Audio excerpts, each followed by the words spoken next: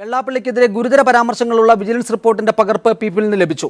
Micro finance വഴി ഉയർന്ന പലിശയ്ക്ക് പണം കൊടുക്കുന്നതായി വിജിലൻസ് റിപ്പോർട്ട് ചൂണ്ടിക്കാട്ടുന്നു. തുഷാർ വെള്ളാപ്പള്ളിയും സഹോദരി വന്ദനയും വിദേശ നാണ്യ വിനിമയ ചട്ടം ലംഘിച്ചതായും വിജിലൻസ് കണ്ടെത്തി. ഈ വിജിലൻസ് അന്വേഷണത്തിനെ സംബന്ധിച്ചും അത് എന്താണ് മൈക്രോ ഫൈനാൻസിൽ നടന്നിട്ടുള്ള പ്രശ്നങ്ങളൊക്കെ സംബന്ധിച്ച് മറുപടി പറയേണ്ടത് SNDPയും അതിൻ്റെ നേതാക്കന്മാരുമാണ്. ഇപ്പോൾ ഒരു പൊതുപ്രവർത്തകൻ എന്നുള്ള നിലയിൽ അന്വേഷണത്തിൽ തെറ്റുകൾ കണ്ടെത്തിയിട്ട് നടപടിയെടുക്കണം, അതിലൊന്നും ആർക്കും എതിർപ്രായമില്ല. പക്ഷേ രാജീവ് തന്നെ ഒരു കാര്യം ആലോചിക്കുക, ഇത് എപ്പോഴാണ് വിജിലൻസ് റിപ്പോർട്ട് പുറത്തു വന്നത്? 2014 ഫെബ്രുവരി മാസം 26 റിപ്പോർട്ട് വന്നത്. ഇപ്പോൾ നമ്മൾ ചർച്ച ചെയ്യുന്നത് എപ്പോഴാണ്? 1.5 വർഷം കഴിഞ്ഞ്. എന്തുകൊണ്ട് ഇത്രയും കാലം ഈ പ്രശ്നങ്ങൾ ഉയർന്നു വന്നില്ല? ഇതാണ് ഞങ്ങൾ പറയുന്ന രാഷ്ട്രീയം.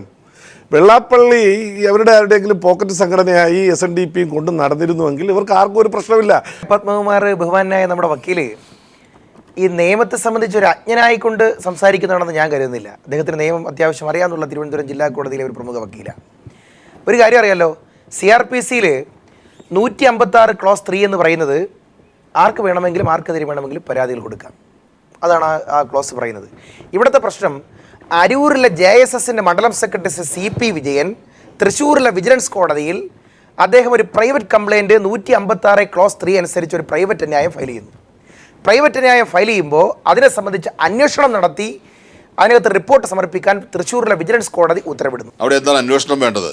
അത് കേന്ദ്ര ഏജൻസിയാണോ സംസ്ഥാന ഏജൻസിയാണോ എന്നതിനേക്കാളൊക്കെ ഉപരിയായി വലിയൊരു സാമ്പത്തിക ക്രമക്കേട്, ധനകാര്യ സ്ഥാപനങ്ങളെ ചതിച്ചുകൊണ്ട് നടത്തിയിരിക്കുന്ന തട്ടിപ്പ്, അതിനെക്കുറിച്ചുള്ള അന്വേഷണത്തിന് ഏത് രീതിയിലാണ് അന്വേഷണം, ആ അന്വേഷണത്തിലേക്ക് കടക്കുന്നതിനുള്ള ഘട്ടം ഇപ്പോൾ എത്തിയിരിക്കുന്നു.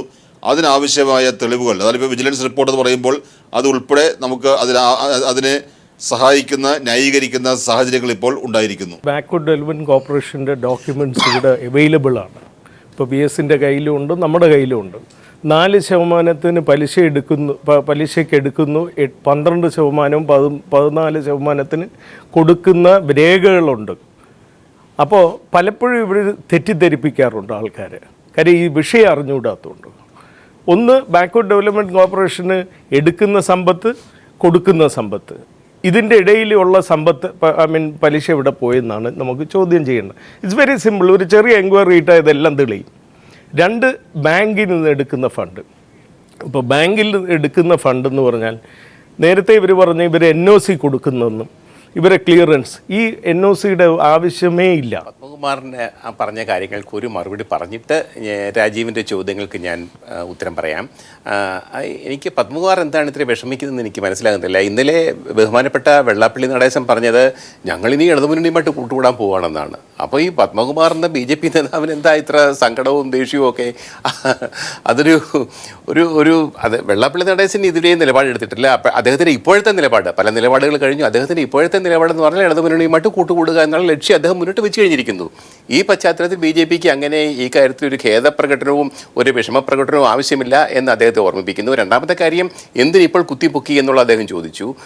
ഇപ്പോൾ വെള്ളാപ്പള്ളി നടേശൻ ഒരു രാഷ്ട്രീയ പാർട്ടി ഉണ്ടാക്കിക്കൊണ്ടിരിക്കുകയാണ്. രാഷ്ട്രീയ നേതാവാകുമ്പോഴത്തേക്ക്, സമുദായ നേതാവാകുമ്പോഴത്തേക്ക് എല്ലാ രാഷ്ട്രീയ നേതാക്കളും ചെന്ന് നമസ്കരിക്കും, അതുവഴി പോകുന്നവരൊക്കെ കണിച്ചുളങ്ങനെ കയറി അദ്ദേഹത്തെ പോയി വണങ്ങും. പക്ഷേ രാഷ്ട്രീയ നേതാവാകുമ്പോൾ വേറെ ഒരു രാഷ്ട്രീയ പാർട്ടിയുടെ നേതാവ് അദ്ദേഹത്തെ വണങ്ങാൻ പോവില്ല. ഈ പണം പിന്നോക്ക വികസന കോർപ്പറേഷൻ്റെ പണം, സർക്കാരിന് ഉത്തരവാദിത്തപ്പെട്ട പണമാണ്. അത് കേരള സമൂഹത്തിൻ്റെ പണമാണ്. പൊതുമേഖലയിൽ കിടക്കുന്ന പണം എന്ന് പറയുന്നത് ജനങ്ങളിൽ നിക്ഷേപിക്കുന്ന പണമാണ്. ജനങ്ങൾക്ക് കൃത്യമായിട്ട് പലിശ കിട്ടാൻ വേണ്ടി അവർ നിക്ഷേപിക്കുന്ന സമ്പാദ്യമാണ്. അപ്പം മല്ലികയ്ക്കെതിരെ മറ്റേ ക്രിമിനൽ കേസാണ് എടുത്തിരിക്കുന്നത്. ബാങ്കിൽ നിന്നും എത്ര പലിശക്ക് ലഭിക്കുന്നോ അതേ പലിശക്ക് തന്നെയാണ് കുടുംബശ്രീ യൂണിറ്റുകളിലേക്ക് കൊടുക്കുന്നത്. നിങ്ങൾക്ക് അറിയാവുന്നതുപോലെ കുടുംബശ്രീ എന്ന് പറയുന്നത് ഒരു ത്രിതല സംവിധാനമാണ്. പഞ്ചായത്ത് തലത്തിൽ CDS, വാർഡ് തലത്തിൽ ADS, താഴെ അയൽക്കൂട്ടങ്ങൾ. അവിടെയാണ് ഈ അയൽക്കൂട്ടങ്ങൾ വിവിധ തരത്തിലുള്ള മൈക്രോ സംരംഭങ്ങൾ ആരംഭിക്കുകയും അല്ലെങ്കിൽ JLG എന്ന പേരിൽ കൃഷിക്ക് വേണ്ടിയുള്ള സംഘങ്ങൾ രൂപീകരിക്കുകയും അവർക്ക് ആവശ്യമായ പണം ബാങ്കുകളിൽ നിന്ന് വാങ്ങി കൊടുക്കുക എന്നുള്ളതാണ് CDSന്റെ ഉത്തരവാദിത്വം. എന്ന് പറഞ്ഞാൽ ബാങ്കുകളിൽ നിന്നും യഥാർത്ഥത്തിൽ സാധാരണ പലിശ തന്നെ ഉണ്ട് എന്നാണ് ഞാൻ മനസ്സിലാക്കുന്നത്. 11%, 11.5% ഒക്കെ പലിശ.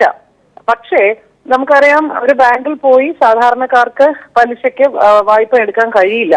കാരണം ഒന്നുകിൽ വീട് ഈട് വെക്കണം, അല്ലെങ്കിൽ സ്ഥലം പണയം വെക്കണം, ആ രീതിയിലൊക്കെ. അതൊന്നും ഇല്ലെങ്കിലും കുടുംബശ്രീ ആണ് എന്ന് പറഞ്ഞാൽ മാത്രം മതി.